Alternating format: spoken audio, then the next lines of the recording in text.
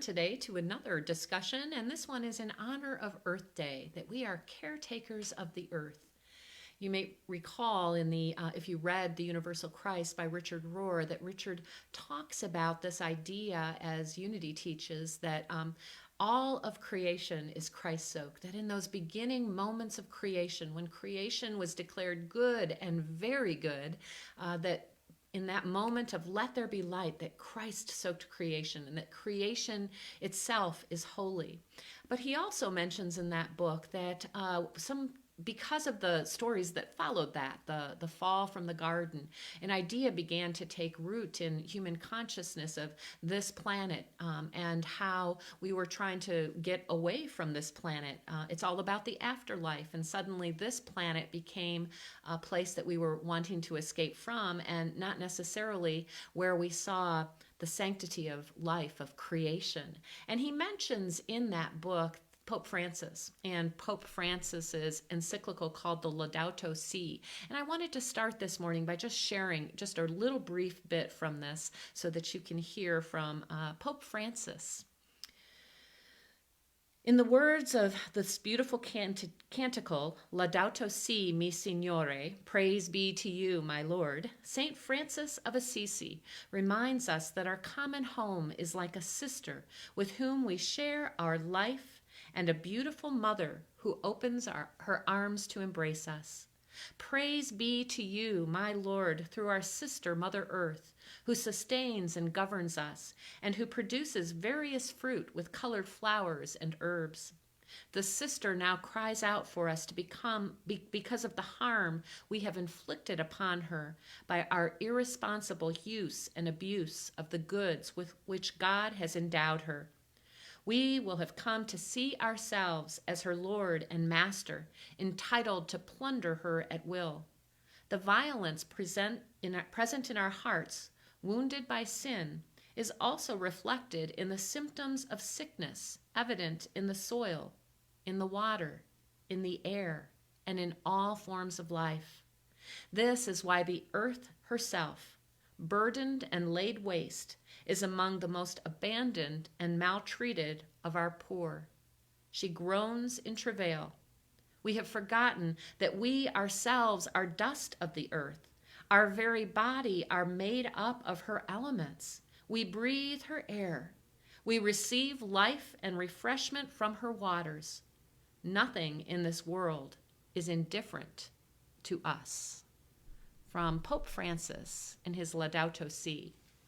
This idea then that we are a part of the earth, we have come to believe in that idea of separation, that we are separate from the earth, that we are somehow not of the earth, that we are separate from nature and somehow not nature itself, is an idea that I am inviting us to open today to a deeper understanding.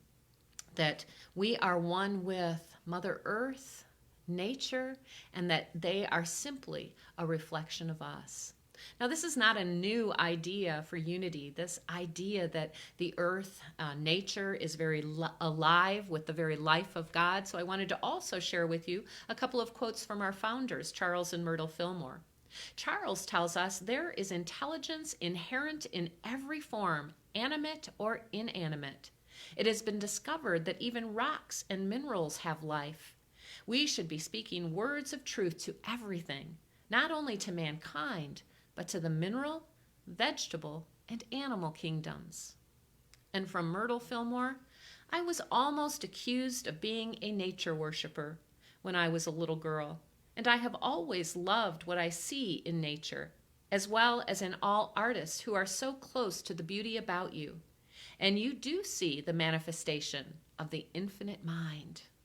So this idea that everything that we see, everything animate and inanimate, has within it the very life essence that is divine. This would be a panentheistic viewpoint of the earth. So you might have heard about pantheism. Pantheism is the idea that we worship the sun as divine, or we worship the trees as divine. And while I myself have been known to be a tree hugger, I don't worship that tree as God. Instead, unity teaches, and the way that I see it, is that that divine essence of life that is God is there animating that very tree. So the tree holds the life of God, but is not God itself. Just like all that I am is God, but I am not all that God is. So this is a panentheistic view of life, seeing the sacred in all life. And that is the approach that unity takes. And so we recognize that we are one with all life. And of course, we have lots of scientific evidence to this. So some of you may be aware that a current study is on the human body as a biome.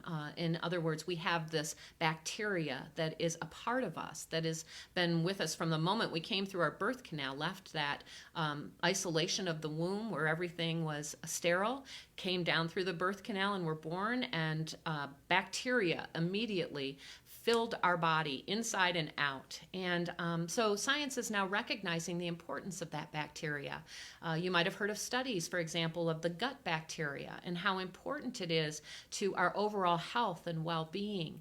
But a new line of study is looking at viruses in the human body. This is called, our body is called the human biome. And so according to current studies, we also have on our body and within our body 380 trillion viruses that inhabit us.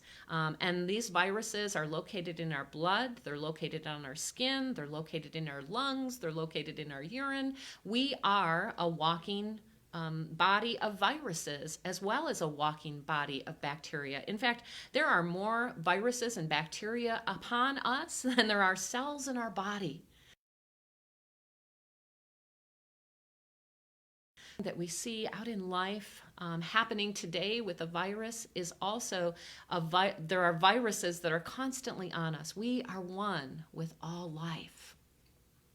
There have been some great studies that have been taking place about the impact of humanity taking advantage, exploiting the earth, as Pope Francis talked about, and the impact of that on various diseases and viruses and their impact on us and on our human condition.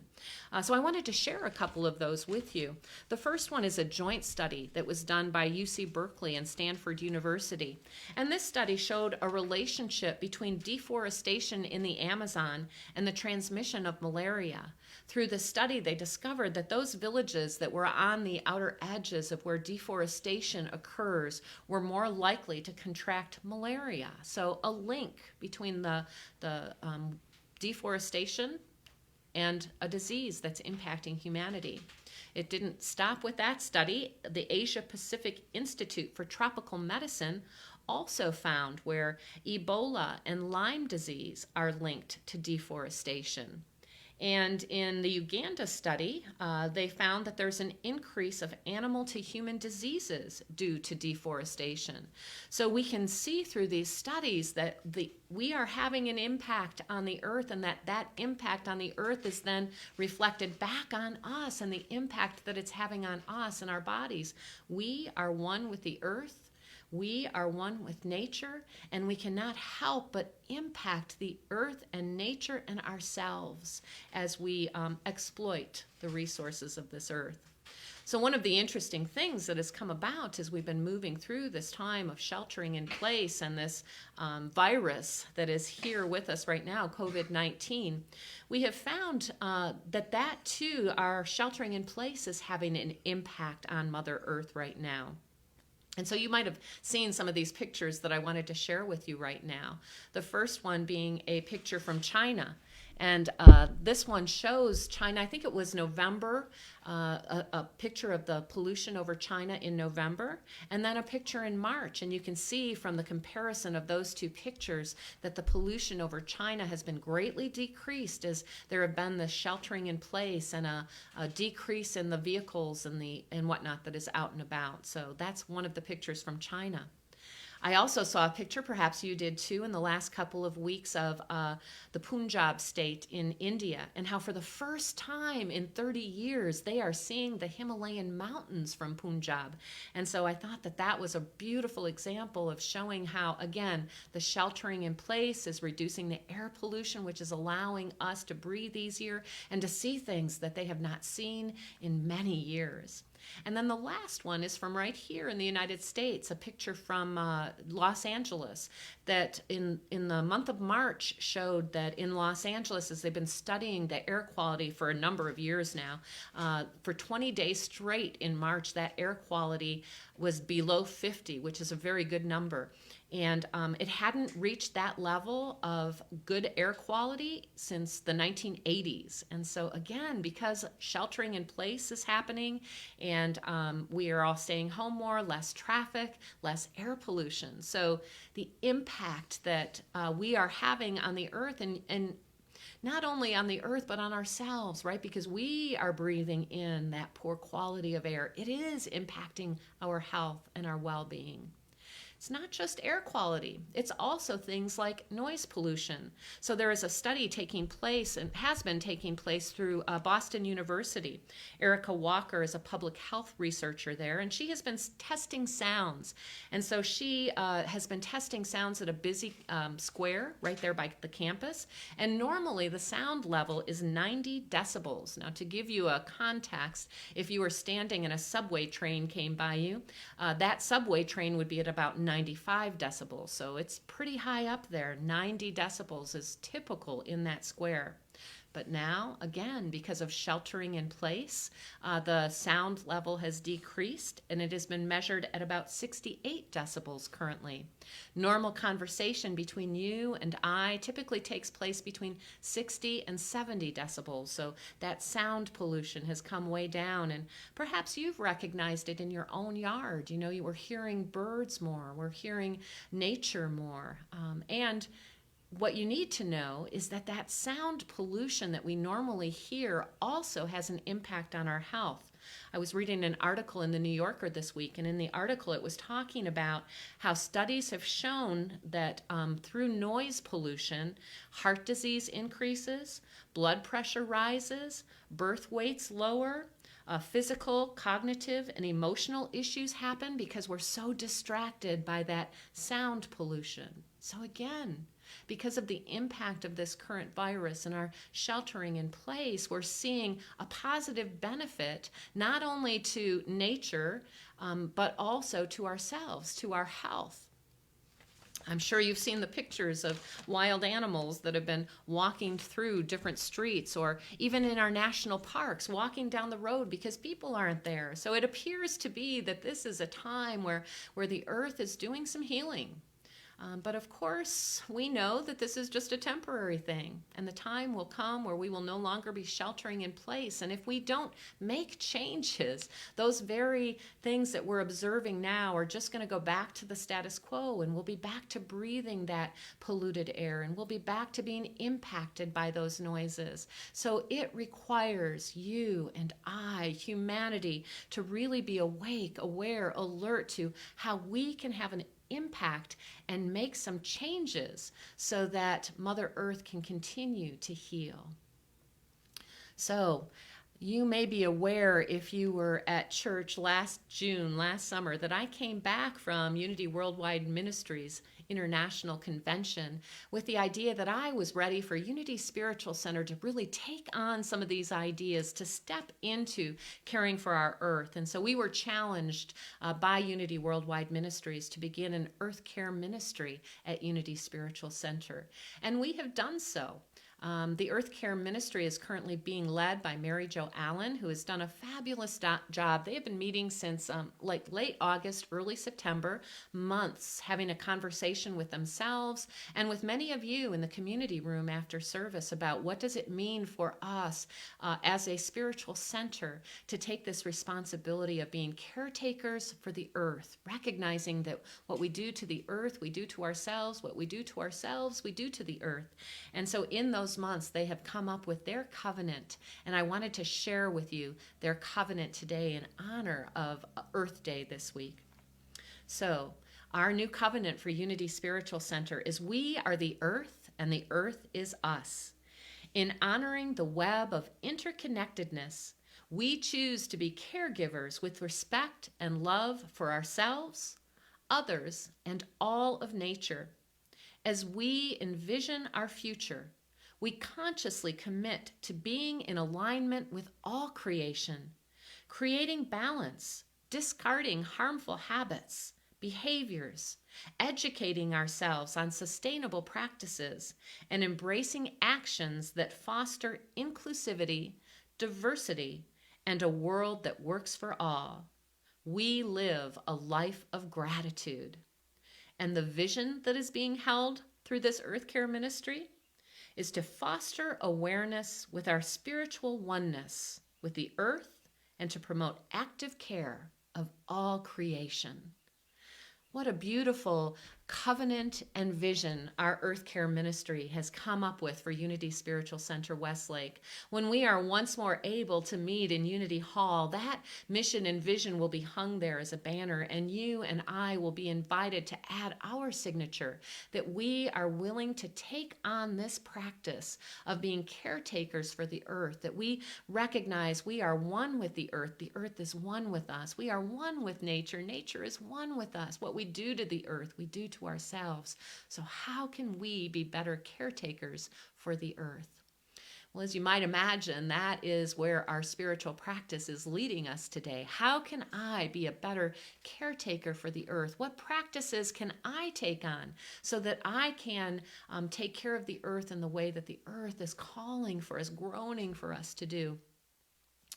Some of you may recall that last year I was away, or actually it was a year and a half ago, I was away at the Parliament of the World Religions, and one of the focus areas for that week was on our environment and on our impact on the environment. And so we had a lot of conversation about the best ways that we could be caretakers of the earth. For example, reducing the amount of plastics that we use. So many of you know, if you've seen me around Unity, that I carry around my water bottle all the time. It is my commitment not to use plastic water bottles, but to fill up my own water bottle and carry it with me. I have several of these. Lee Russell finds them sitting around Unity, and fortunately I have another one at home because he puts it in my office for me to pick back up again. But it's just a simple way that I have chosen to do my part. I'm going to share with you the number one reason or the number one action that we can take as humanity to help preserve and protect Mother Earth. And that was, as they were speaking about it in the Parliament, was that we could best help Mother Earth if we become vegetarian, because of our current farm practices and the ways in which we raise animals for food. The number one way we can protect Mother Earth is to become a vegetarian.